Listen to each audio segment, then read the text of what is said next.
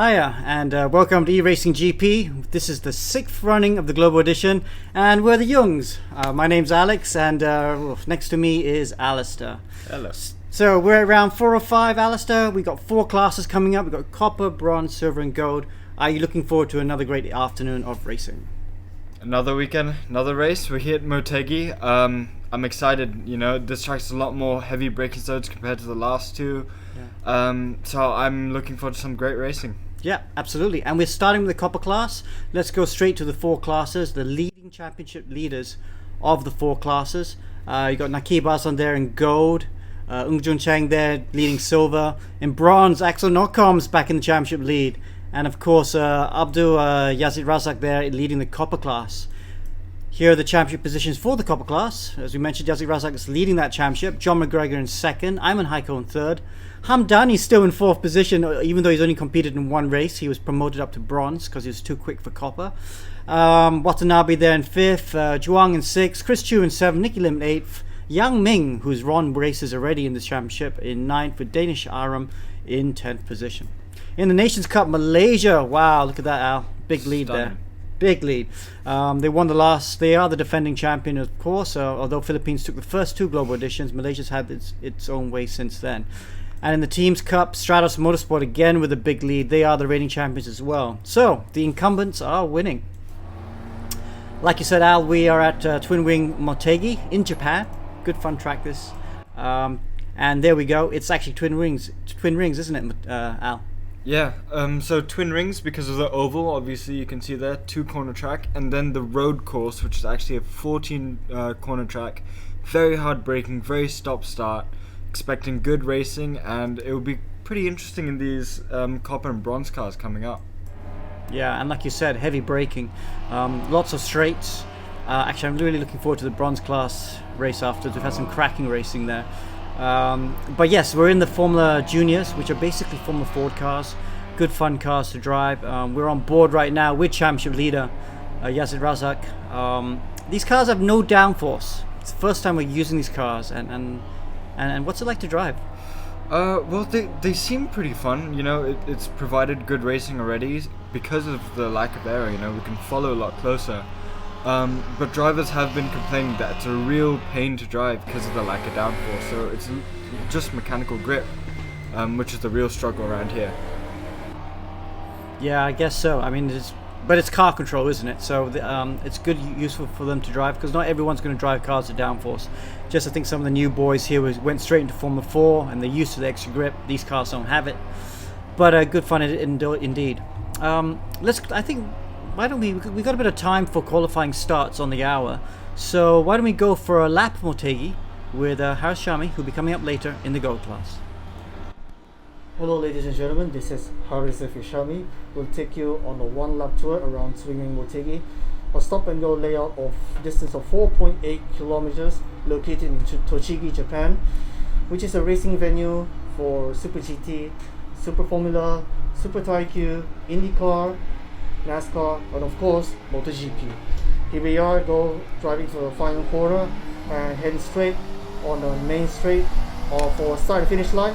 Here we go to turn 1 of 45R on the double right, on the right long right hand corner, hairpin, gently get back in the power slowly for the turn 2 exit.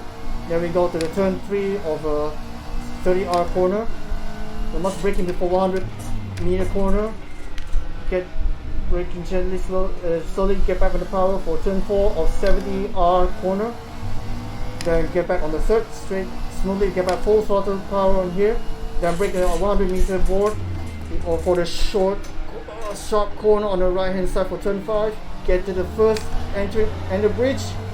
Then flat out to the 130R corner. Then the next section will be the S-curve section. Get a good rhythm of this section so that it will shorten your lap time. Get back power smoothly and then go tackle on the sharp V corner, which is also the overtaking spot. Get back smoothly on the power onto the short straight. Then we go on the slowest corner oval, which is the hairpin. Gently back on power for the back of downhill straight. And it's time for full throttle and sudden down elevation of 30 meters. So we go brake on 150-meter board to get to the 90-degree sharp corner. After the downhill straight, passing through the second bridge, and then through the last section, which is called Victory Corner. Sudden left, sudden right corner, get the good apex and good exit. Gently put back power and get back to the main straight finish line. And there you go, a 1-lap tour in Swimming Motegi. We'll see you guys later on the Swimming Motegi. Motegi de, mataose. Awesome, Harris there giving us some great detail. Alistair, do you know why the Japanese keeps calling it R this, R that? Do you know what that's referring to? It's to the radius of the corner, isn't it? Yeah, so absolutely. Japan, they go by numbers and R, so like 130 R is because it's 130-degree radius or something around the corner. Absolutely, and we're just watching Watanabe go through that very corner. 130R on this track is actually very easy because we're coming out of a very slow corner, but 130R at Suzuka is amazingly fast and one of the most famous corners in the world. So yeah, referring to the radiuses. So Watanabe then right now, he was an early championship leader. Al, how do you think he's doing so far? He's had a rough couple rounds, hasn't he? He really needs to make an impact this round if he wants to keep the championship in sight. I feel, Razak and Yang Ming seem to have the pace on a lot of the drivers the last couple rounds. So Watanabe needs to make a comeback for sure. Yeah, it's interesting. He's always been quick on the leaderboard. He's been quick in practice, but when it actually comes down to the racing, he's not quite there. Let's see, who do you want to ride on board first? Actually, since we've been talking about Watanabe, let's ride on board with him right now. Al, you want to take us for a lap? I can try. Motegi, obviously a beautiful track as we look in the background. These Formula Fords will have a lot of time chilling on the straight, so drivers shouldn't be too fatigued. Coming to turn 1 and 2, very interesting couple of corners because you treat it like one. You see, you dive to the apex of 1, get to the outside, and then turn in for 2. Kind of like a hairpin 1 and 2, and 3 and 4 is similar as he comes down another straight. 3 and 4 will probably be another overtaking opportunity. 3 carrying a lot of speed in, and you'll see him slowing it way down to the right hand side for turn 4. 2 90-degree corners, a bit long, get on the power, don't want to track extend because of the grass. Not much runoff in Motegi, it's another retro track. You don't have these big runoffs like the more modern tracks and Formula 1 rated tracks.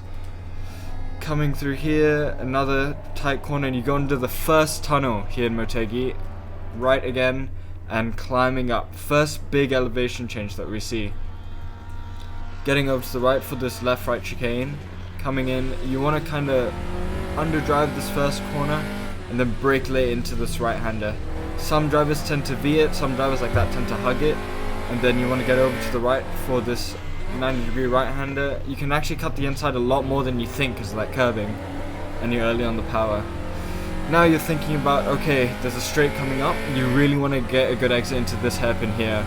So braking late, another late apex, and early on the power. Oh, a bit rough from Watanabe, you don't really want to be cutting the grass, and now you're just waiting.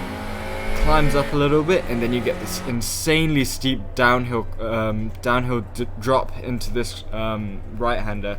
90 degrees, early on the brakes, 145 I'd say around there. Cutting the apex again, early on the power, and then now you just got the last chicane. Last chicane proving to be quite tricky in these cars. I've seen a few spinners in practice. Braking, victory corner, cut the chicane as much as you dare to minimize the distance, and early on the power for the run to the line.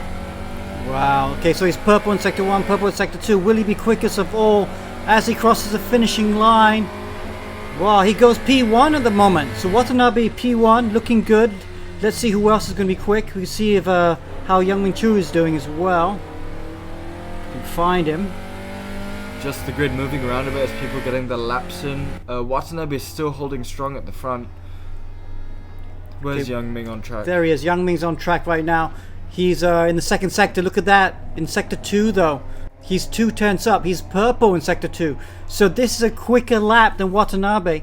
Now he's in sector 3. If he can finish this up, this could be good enough for pole position. Absolutely. I think once Yang Ming finishes this lap, he'll have one more as well just in case. And Watanabe's also on another fly right now. Where's championship leader Razak? Oh. Yang Ming coming into the final sector now for this big downhill braking. Gotta get this right. I know he was struggling with track limits through practice, and it looks good. Oh, 2 tenths up, almost 3. We'll see what he can do. Coming to this last chicane. Let's see if it's tidy.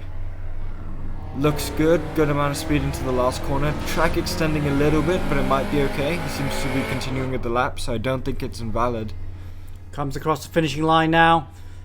Whoa, that's good enough, isn't it? That's P1 for Yang Ming. Good lap there by the 12-year-old as he tries to restart a lap. Let's see who else is out there doing some laps. Ronaldo Julie right now. Ooh, he's going faster. Julie's gone green in Sector 1, Sector 2, so that's the fastest he's done so far. But if you look at that, he's a couple tenths still outside the fastest lap so far. That's a couple tenths outside Yang Ming's time still. But he's P8 right now. If he can just keep going, maybe he can get onto the second row. Yeah, 1.5 tenths down Yang Ming. We'll see at the end of Sector 3. It's currently good enough for P2. We'll see what happens. Coming into this last chicane again. This is really the main... oh, you see he's run a bit wide. It's very, very easy to get it wrong through there in these cars. As he makes the run to the line, let's see if he can get onto the front couple rows. Oof. P6, not quite. He's lost a chunk of time in that last sector. Look at that, 1.6 seconds. Yeah. And there Sharjik Aiman comes across the line. He's in P6. He's just been bumped down. So, Yang Ming in pole position. Brandon Watanabe in second. Danish Ahram did a really good job there as well. He's in P3 from Singapore. That's it. I don't think he's in Sector 1. He's not going to have enough time to finish his lap, but he'll be quite pleased with P3. Where's championship leader gone? He's down in P8. Wow. Yazid Razak then having a difficult qualifying. He's leading the championship, but not by far. Jonathan, but the guy in second, John McGregor, he's all the way down in P20 as well. So both championship leaders at the front of the championship struggling in qualifying here for round 4. Here is the order. Yang Ming then again, he confirms his pole position. He's already won here in Copper Class this season. Watanabe in second. Ahram in third. I think Aizad did a good job to get up to 4th. Nasruddin in 5th. Sukainan in 6th. Ronaldo Julie from Indonesia in 7th. There we go. Championship leader Yazid Razak in 8th. Juan Coco did a good job there to get to P9. And Adam Kondrolochis from Malaysia round out the top 10. Okay, so that's the qualifying over. With the cars, we'll go to the paddock and wait a while and grid up for race 1. Just to remind the viewers, what we do in copper and bronze is we have 2 races on the day, 2 15-minute races. So we start with a 15-minute race that's about to begin now, and then it'll be a reverse grid for race 2, which is always exciting. It's going to put a lot of action before we go to silver and gold. And this weekend, silver and gold will be 2 30-minute races. But we're at copper right now. Al, a few drivers out of position, huh? Yeah, it seems Motegi throwing a bit of a spanner into the works for the championship protagonists. Yeah. But yeah, Yang Ming on pole by nearly 5 tenths. Another impressive run of pace by the 12-year-old. Yeah, very good. Bruno, he was impressive. Last run he was lacking a little bit, but could have finished on the podium if he didn't make a couple mistakes in the race. Yeah. Okay, we'll see so what he can do. We are coming back now with the race, and I'm going to hand over to the commentary team. Alistair with Ammo. Thanks, Alex, and well, we're going to get underway here at the Twin Ring Motegi. It's one of the most popular circuits among the bike fans, but cars also come here with Super GT and Super Formula. Let's see how these single-seaters handle the Twin Ring Motegi as we're waiting for the 5 lights to come up onto the gantry, which unfortunately is not being seen here, but the lights are flashing right now. And when they go out, we are going to start race 1. There we go, green light. And we're underway here, Motegi, for race 1 for the copper class. And it's a good start for Yang Ming too. He's actually got to jump on Brandon Watanabe. Watanabe on the inside, Yang Ming on the outside, and Yang Ming gets the whole shot coming to turn 1 and 2 as they now come through up to these 2 perpendicular straights that actually overlap each other, but it can prevent overtaking possibilities. That's what Alistair mentioned before, and Yang Ming too has actually done that prior to prevent Brandon Watanabe from attacking. As we see Sharik Zulkarnain on the inside of Ashraf Nasruddin, and both teammates for FSA Racing.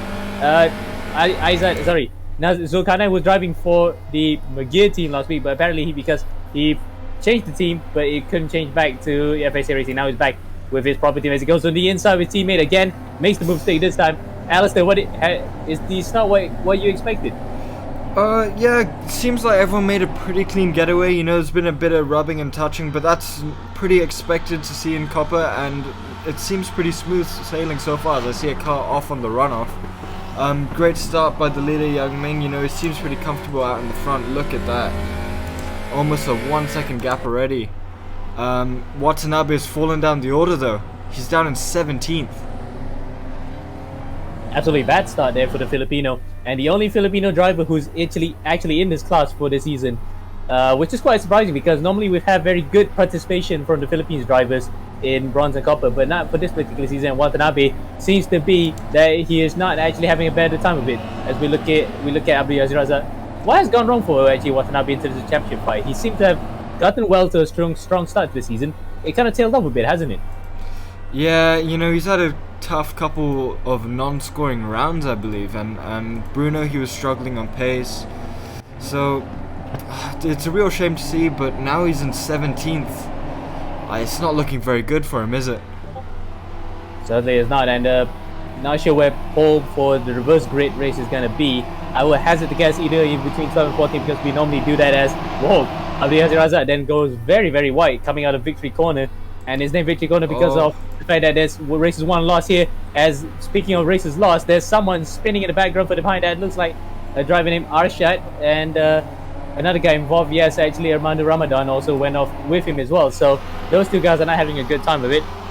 Well, meanwhile, somebody else in the wall actually at the exit of turn 2, and we're looking who's there actually. Who is there actually that went off, Alan? That'd have been Chris Chu. No, it was a yellow car, so possibly Nicky Lim.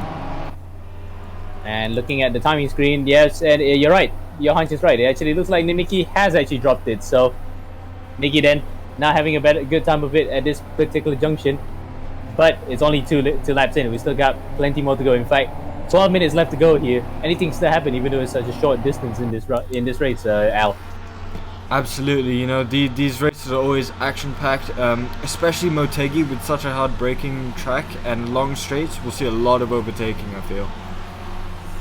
Indeed, and plenty of overtaking spots, especially for the bikes. Is of course like around here, where you come out to the V curve at turn 9, you can see bikes dive in and up to the hairpin, where plenty of people overtaking maneuvers. In fact, I'm surprised that other series have not adopted the road course besides, of course, IndyCar in terms of international flavor. You think this might be suited for F1 cars, Al, compared to Suzuka? I'm not so sure how the safety is around here. For me, it looks like the walls are a bit close and there's not much runoff compared to most of the F1 graded tracks we see nowadays. So I think it would be a bit too dangerous, maybe. Slowly as, but in terms of bike racing, we've had some very big offs here, but nothing of the serious sort compared to like Suzuka. So you can see why the motorcycle guys left, especially MotoGP. They moved from the Suzuka circuit to Motegi permanently in 2004 after Daijiro Kato's data accident in 2003. It has been a good venue. Likewise, IndyCar, of course, as you mentioned, that looks like one of the FSA guys. Yeah, that looks like one of the FSA drivers. In fact, it is. It's Yazid Raz. It's actually Ashraf Nasaruddin. So that's one of the FSA boys. In fact, FSA Racing have a good representation in this class. They can easily try to conquer the team championship if they want to. But as it stands right now, that's not seems to be the case because Stratos is leading that one. But nonetheless, good representation for that team. It's great to see real world teams competing in sim racing. Meanwhile, back up in front, Yang Ming 2 has pulled up a 3.2 second gap in just 5 minutes. That's impressive, Al. That's highly impressive, you know, that's a great gap to build in the 5 minutes so far. If he keeps this up, maybe he'll look to stretch the advantage to 9 seconds possibly. But I think right now he's just got to drive smooth and not do that, not go off track, no mistakes right now, because that's not what you need in the lead, especially with such a commanding lead. Absolutely, and he will learn how to try and manage the race. It's one thing to go fast and sprint like a hare at the beginning of the race, but it's also one thing to control the pace, isn't it now? Absolutely, as we got a fight for the last, for P10, Juan Coco and Adam Condro with Azmi Arifin out in front. P9, 10, 11 all fighting really hard with 12 and 13th right on their backs as we see contact again. Yeah, sparks flying, and the fact that we've mentioned this quite before in previous rounds that these cars are set out low. It's kind of like the cars from the 80s And in essence, this shape of racing has been around since the 60s even, so it's quite a common thing to see these cars really set up quite low and scrape the floor even in certain racetracks. But even as a track that, as we see a car going on the inside, that looks like Xavi. Yep, Xavi has gone on the inside one Coco. Despite the cars being quite relatively racing on relatively smooth surfaces, they can still scrape them, can they? Yeah, they can, because they're so soft. You really rely on the suspension and the tires on, carrying the speed and how to get that grip. But also these cars are just so low, so you get scraping mid-corner. We saw it a lot in Bruno through on high load corners. You get the scraping and over the curbs. As we see Jack McGregor, he was also in the fight for the championship at one point in the season, down in 15th place. His father John, who is second now, or third now in the championship in P19. Another rough race for championship contenders. Indeed, in fact, that we also have the likes of Watanabe, who has, in fact, he went through an entire round last time out in Watkins Glen with no scores. And it looks like certainly he's going to be starting off on the wrong foot here. They'll have a lot of work to do in race 2 as we go back up to the front. Sharik Zulkarnain goes around the outside of Afi Azad. These guys are also teammates for both FSA Racing. They're battling wheel to wheel here. This is really good stuff to see, and it's quite a sight to see, especially in fact these cars have no aerodynamics, so we don't see the outwash that we see with wing cars. These cars with no aerodynamics, they can just follow each other easily, and the racing can be absolutely epic, especially with close packs. At the moment, at least at the front, it's not that close, but between second and third, it's absolutely neck and neck right now. And Sharik Zulkarnain has won the battle between the two teammates this time round. Yeah, and Danish Ahram closing the gap all the time. We saw him super quick in practice. He did really well in quali. So he's looking at P2 and P3 and licking his lips. And we'll see what he can do in the remaining 7 minutes. As championship leader Razak is now 4 tenths off P5. We'll see what he can do there. Let's ride on board with him now. Oh, seems a bit far at the moment still. Maybe in a lap and a half he'll be in the right striking distance. This takes a really wide line. This would be a great exit actually. And down this long straight, we'll see what he can get in the slipstream. Indeed, and the fact that this might be an opportunity here on the downhill straight coming out to the 90-degree corner, and they named these corners after radiuses. This is exactly a right angle corner, 90 degrees then. Can he make it onto the inside? Nope, he can't. He's way too far behind. As someone goes off actually. That looks like either Zulkarnain or is it? Yes, in fact, it is Zulkarnain, and he stopped it. The car's actually stopped. It. I'm surprised that actually you can beach these cars because we don't normally see that often in RaceRoom, but that has happened to Zulkarnain. And the race winner last time at Watkins Glen race 2 would not score points in the first race at least. And that is a disaster for the FSA Racing team, who were looking good at one point for second and third on the rostrum. Yeah, what a shame. And thinking back to it, yeah, I know what you mean with you can't beach cars in this game, so it must be some type of hardware issue possibly. So yeah, a real shame. He was driving well, and commiserations, as he looks pretty sad, but hopefully we'll see him in race 2 and fighting again. A bit indifferent, shall we say, let's put it lightly. We don't want to comment any more than that, but I think he's just looking forward to just carving his way through the field. Further up in the midfield at least, where Zulkarnain was, Chris Chu in 10th. So far so good, and you can see the determination on his face again. We saw last week how actually was it last week or was it 2 weeks ago that he was absolutely ecstatic with a second place on the podium. In fact, it was at Brno. He got a podium. He was third, and it was his first ever in the championship. He'll be looking at Montez. Oh, another car spins into the barriers. Looks like yes, it's Ahram Nasruddin again. So that's the second spin in a row here. First is at the last corner, at victory corner, and this one in the middle of the lap underneath the third corner of the oval. And that's going to put him out of the point, and as I can see, he's got 100% damage according to our timing screen. As we go back up to the fight for P4, Yazik Razak coming in now. He's really close to the guy in 4th. Another long straight, same place as we saw him last lap. He's closer. All he needs to do is stick in the slipstream, and hopefully he'll get a good run down to this 90-degree right-hander. You know what, it's about the same distance, and I don't think he's thinking about it this time. Does he? Yep, he's doing a bit of a dink, but I think that's just only to scare Haikal a bit into a mistake. He's gotten very close in the braking zone, but not just about to get through yet. He's falling around, but all the while that they're battling, they're losing actually Danish Ahram and the rest of the podium, the rostrum sisters right now. they're gonna have to settle for fourth unless something happens between Danish and Aizat, which will open up the door for them to actually be on the podium. Yazid Razak looking like he's sitting back a little bit. You know, he was looking a lot quicker in practice, but obviously we saw in qualifying that he must have made a mistake, and that's why he's a bit further down the order. As he's smiling, so I don't know, maybe he's happy. Maybe for the championship he's just keeping it in 5th, so he has a good place to start for the second race. Let me remind you that, of course, coming into this round, he is leading the championship.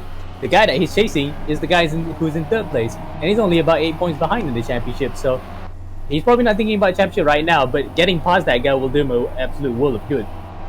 Absolutely. As Yang Ming, let's take a look at him as we just leave these two. I don't think there's going to be a move for a little while longer. Yang Ming, 6.5 seconds in the lead now over Danish Ahram. And you're close to your projection there, Al, because you did say it was going to be about 9 seconds. He's halfway there. He's in fact 7 seconds now as he comes through to the final sector lap. Sector 2 timing being just about here. And he's coming through right now with almost a 7 point... No, in fact, drop back to 6.5, but 7 seconds gap round off. That's a pretty good leader he's got right now.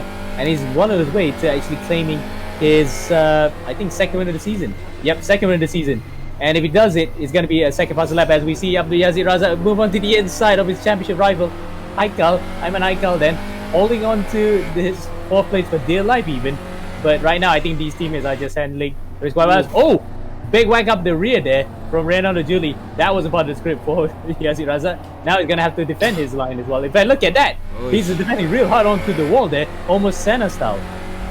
Yeah, it looks like Razak hit the front of Haikal, which bogged him down into the straight, and Julie, just getting a good run, managed to slip by him.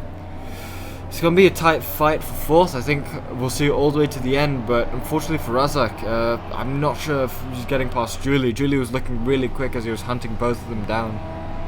Indeed, and the fact that all the while here, that little knock on Yazid Raza might be a bit detrimental to his car, don't you think? Yeah, absolutely. I mean, at the moment, I don't see any damage according to the timing screen. But yeah, everything seems okay for now. But in real life, there'd definitely be a couple issues. Especially in regards to like the front nose cone, which you might say that doesn't have any aerodynamic properties, but it does help with the stability, doesn't it, Al? Yeah, it'll help a little bit, and it's also there for protection in a crash. So a very important piece of equipment. Yeah, it's going to be a tough fight over that. It's hard to call as usual in Copper. I'm not sure what to say.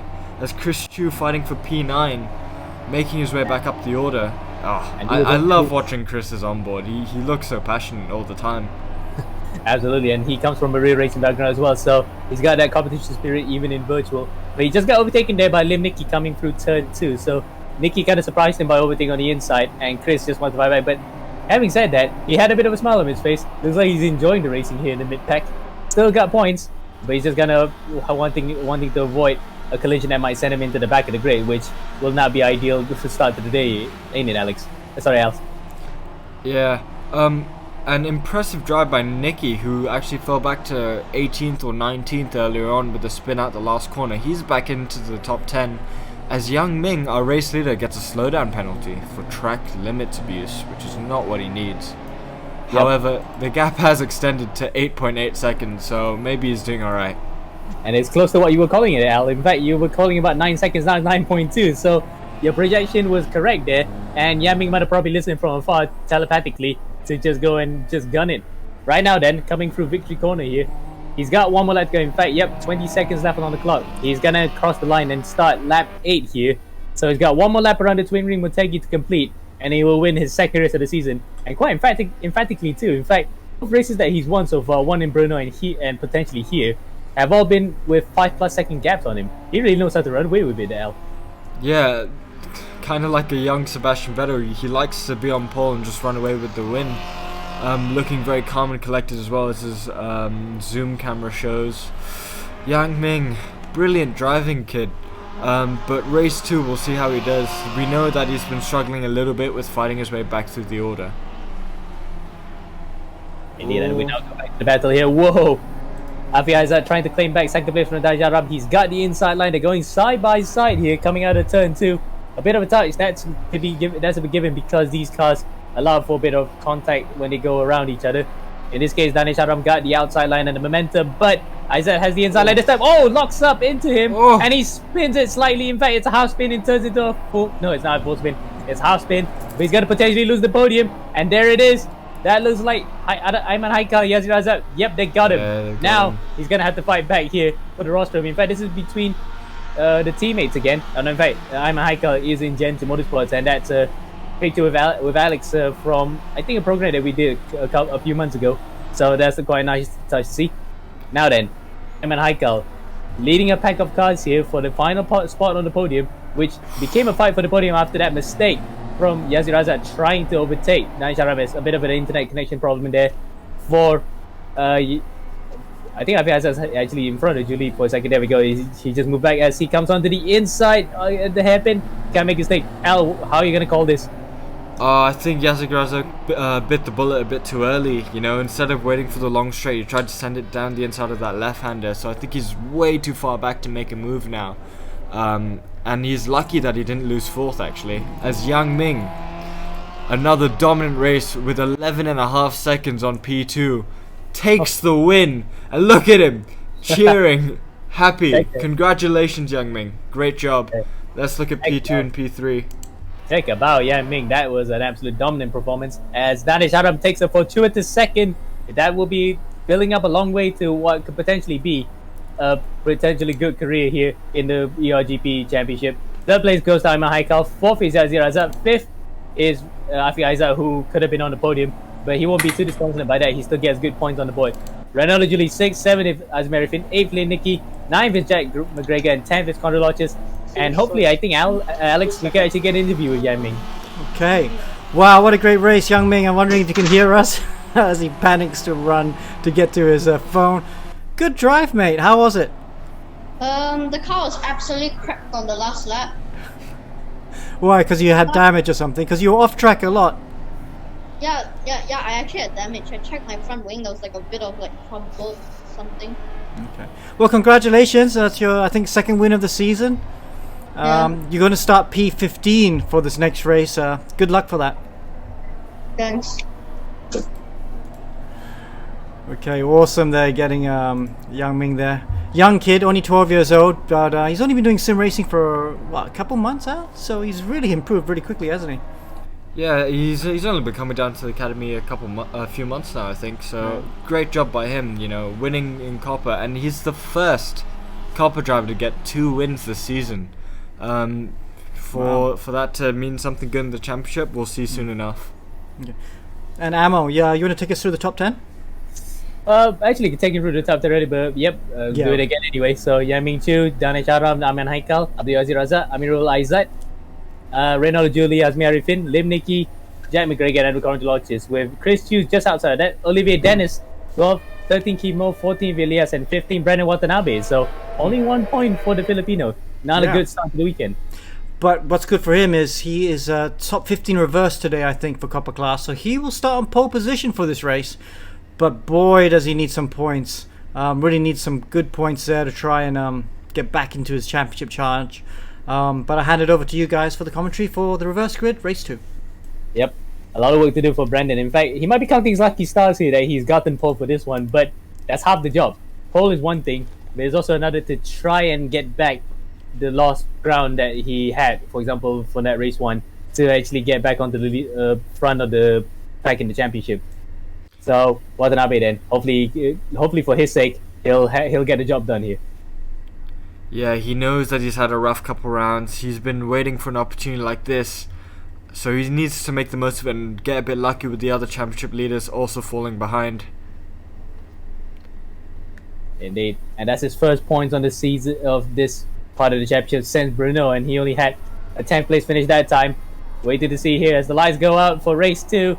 And it's a good start here for Watanabe. In fact, that's the most that he could have hoped for. He gets a whole shot here. Coming to turn 1, Mama Elias and Keith Mo battle as they come through turn 1. Look at that, side by side between the both of them as the field stream out of turn 1, coming out to turn 2. Oh, big moment there for Elias. He nearly loses it. Mo takes him. Olivier Denis also comes out to the inside as the field now comes out to turn 2. clean start so far. I understand. In fact, all 25 cars. In fact, we lost one guy, I think, because he was 26. But nonetheless, the field that started this race have gone through safely. Yep, reverse race so far, looking quite calm. Jack McGregor doing well in 6th. Andrew Condro and Nicky Lim 8th and 9th. Keith Moe in P2 to Brandon Watanabe. As we see someone absolutely cut the corner. That's a bit of a unusual line, I could say. As he tries his hand at rallycross. Let's see, who do we want to look at, Ammo? So, quite a few close battles on track. Let's take a look at Nicky. He's down in 10th. And I think that was Haikal who cut the corner earlier. It could either be Haikal or Afi Aiza, because they were both running those blue cars. In fact, I think, yeah, it could have actually been Afi Aiza, because he had a massive moment there. Gained a few positions. Might have been told by the game itself to actually fall back a bit. So, yep, that could have been him.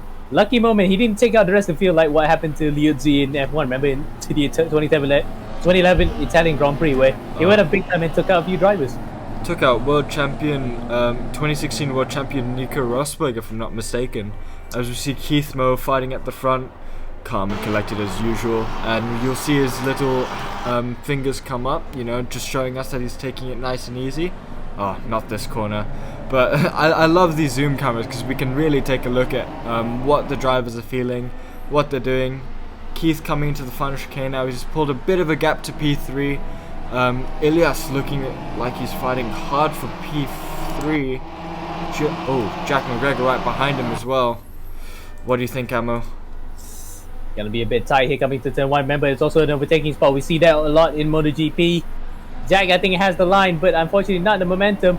Though, Dennis makes a bit of a mistake here. Wiggles coming into turn 1. They're going side by side, and we see it often now in this particular class. They can go side by side easily, and Motegi is no exception. Jack McGregor, though, makes the mistake, and now he's going to pursue Kimo for second. Did you see how smooth Keith was? But he was leaning his body like he was driving an actual cart. Yeah, he does need to put a bit of weight into it, because he's a small kid. He's the youngest driver on the grid at 8, if I'm not wrong. I saw it on Instagram. I think he's 8. So he needs to put a bit of his body weight in, because he's got a really hard force feedback. So that's just him, you know, driving hard. Driving hard and driving well. In fact, still in contention for the win here, in fact, because he's only about a second behind Brandon Watanabe. So Watanabe still has to look in his mirrors here, despite having a bit of a gap to himself and Kimo. Jack McGregor also will be looking interested. Meanwhile, his father John, well, let's just safely say it's been a weekend to forget. Well, actually not a weekend, but round to forget. Well, point still stands. John, in fact, where he finished that first race, he finished in 20th, and that's where he is right now in race 2. So not a good round for him, isn't it?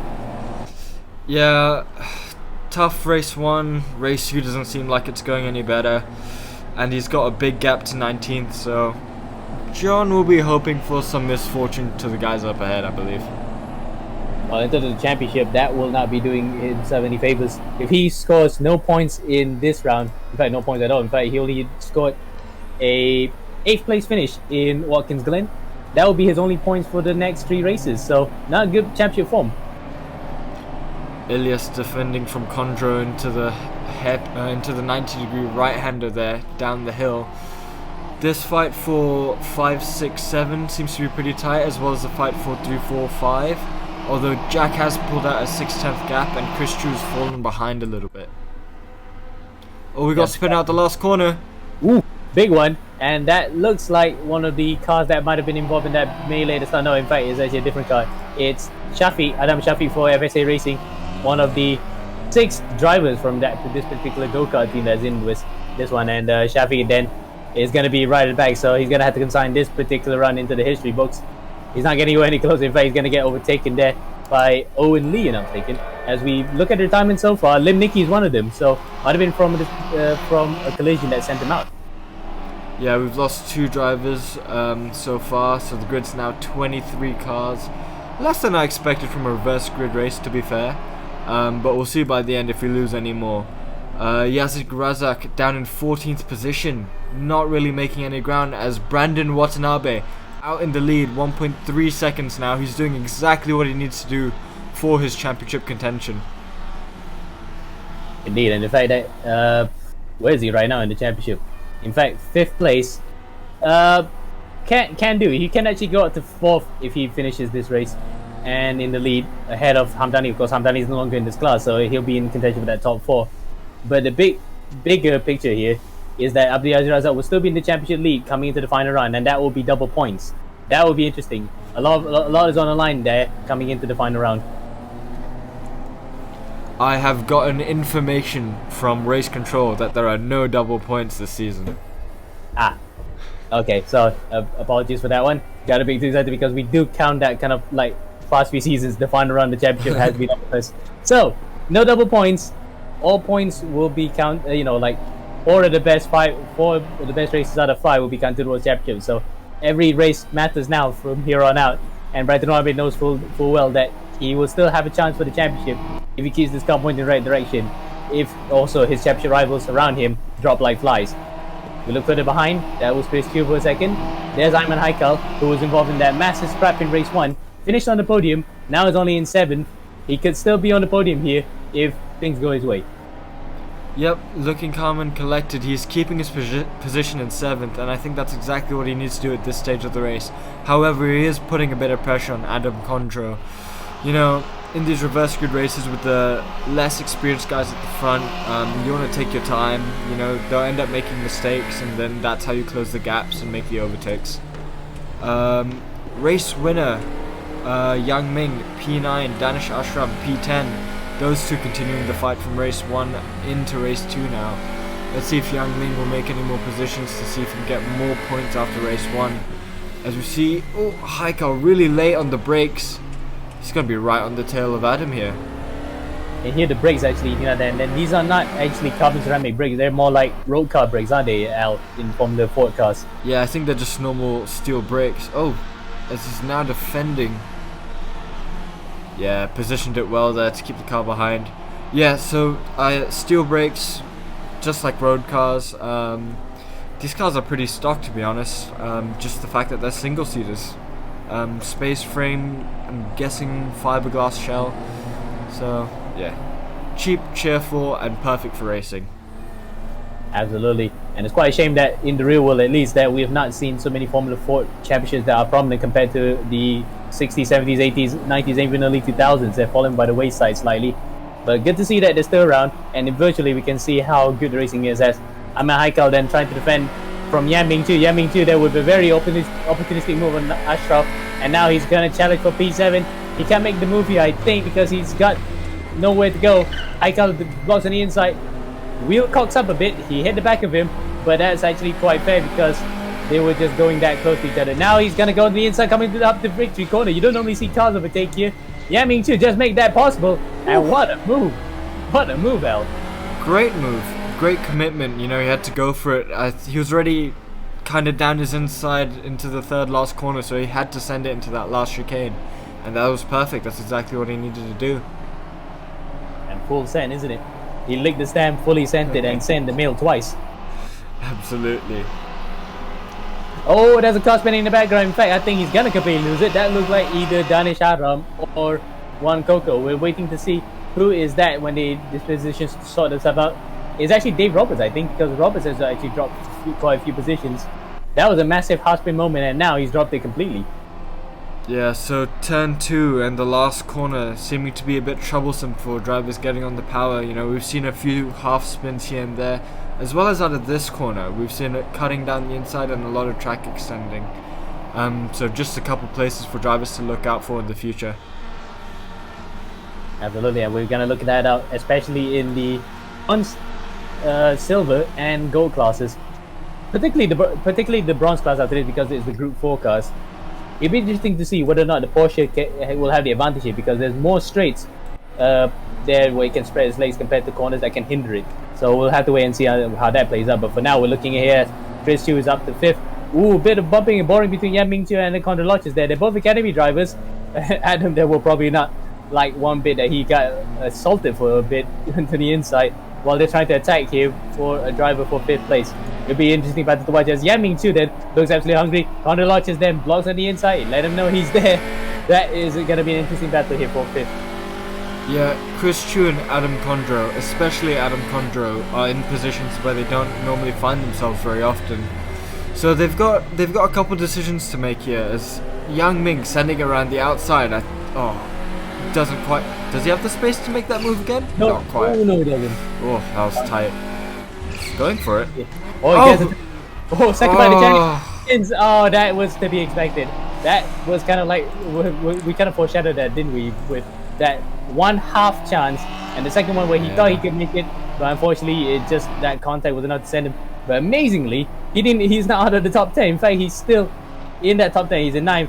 Looks a little bit angry with himself, but nonetheless, that is still a good recovery from Yang Ming Chu. Yeah, we could kind of see it coming, couldn't we, Emma? Out of that right-hander before the last kind of section of corners, that Yang Ming was looking a bit too aggressive.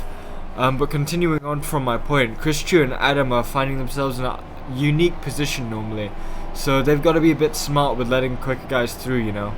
Do they want to fight and keep the position as much as they can and risk losing even more in a crash or some silly mistake? Or do they want to try and maximize the opportunity and gain as many positions as possible? And judging by the look of it, I think Adam actually was fighting for it. He wasn't making it easy for Yang Ming. And to Yang Ming's credit, he tried to actually get that move done as soon as he could. But the opportunity for him was just a bit too slim, and he kind of like got a short end of the straw, don't you think, with that kind of move? Yes, granted, he's still in the top 10, amazingly, but it could have been more for him had he not made that kind of rash move.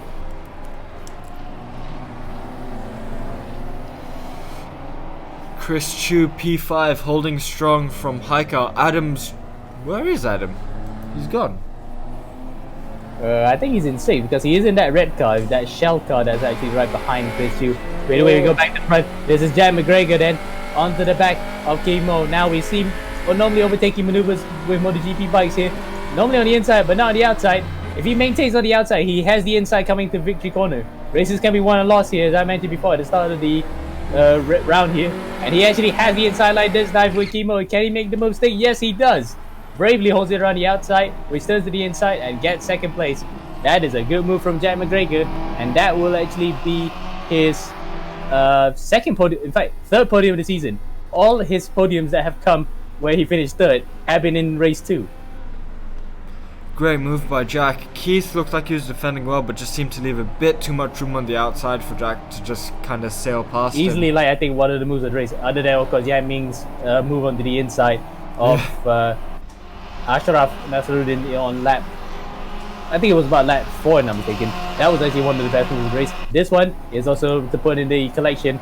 He made the move stick on the outside. Technically, he also had the inside that line coming to the next corner, so he made that move really well.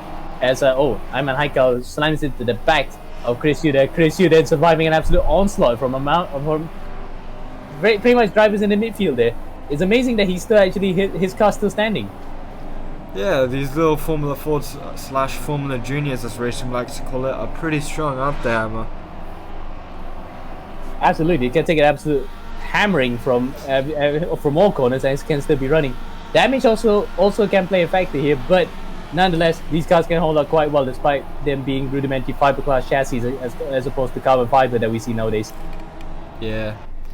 As Keith Moe 6 tenths back from Jack, doesn't look like he'll be getting that position back, but 3 seconds down, 3 seconds ahead to Denis.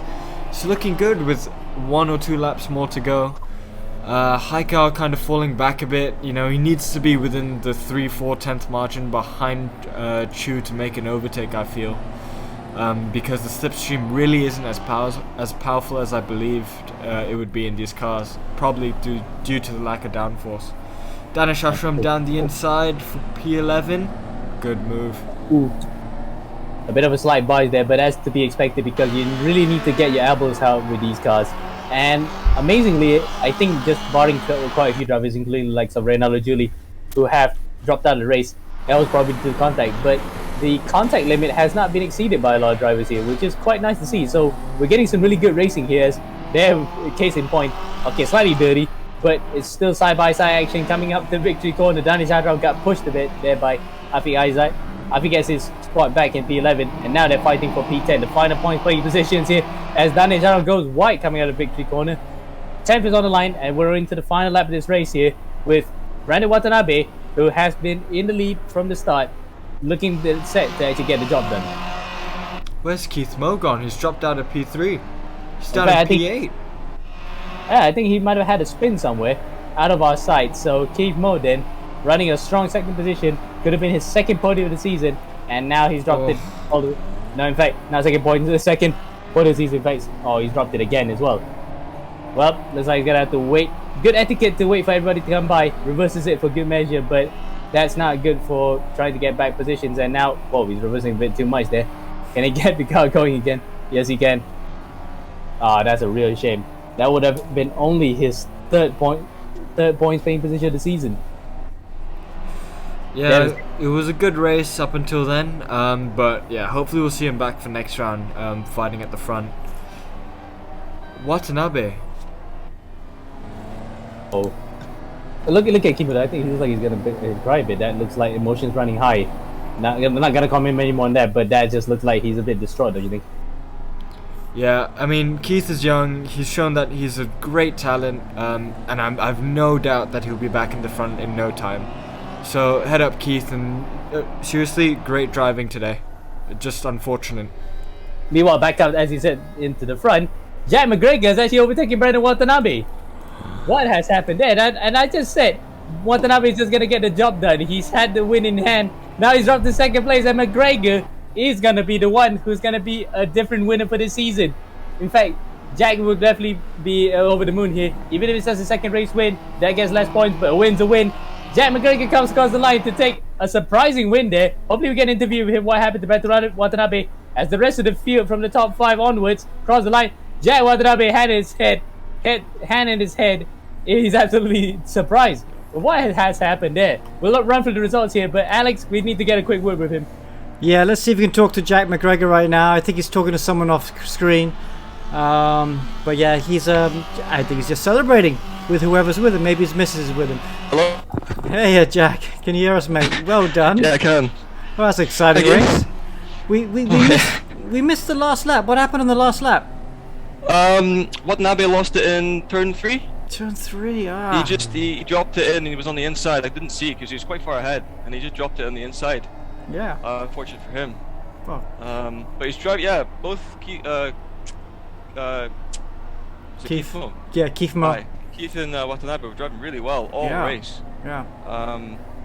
And yeah, it's just the way it was. Yeah.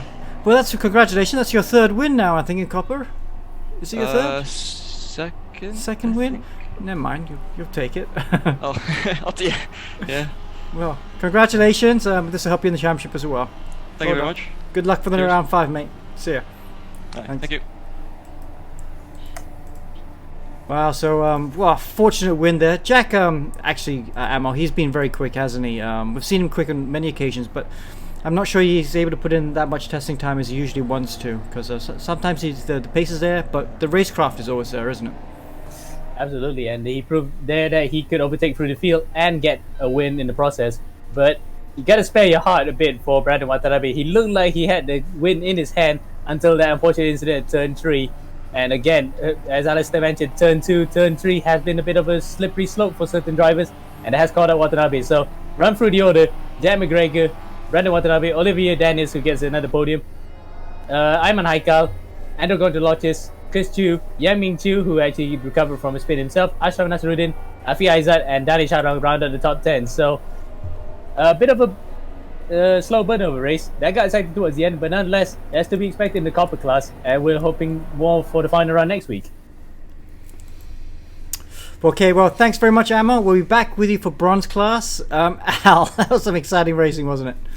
I'm in disbelief with Watanabe. I don't know what happened. It's really tough to see. You know, we've seen him have the tough races, and all he needed to do was convert that pole to a win. Yeah. And it looked so comfortable for him. 3 seconds, 4 seconds lead. To drop on the last lap, it's heartbreaking, and you got to feel for him. You can never count your chickens, can you? And he's showed the pace. He just hasn't been able to maintain that consistency, especially through even one race. So tough for Watanabe. Tough for Keith Moe as well. Spun on the last lap as well. But yeah, like you said, a youngster. He'll be very upset by that. But that's a good thing about motor racing. You know, it really builds character. That's why a lot of the young kids do it, don't they?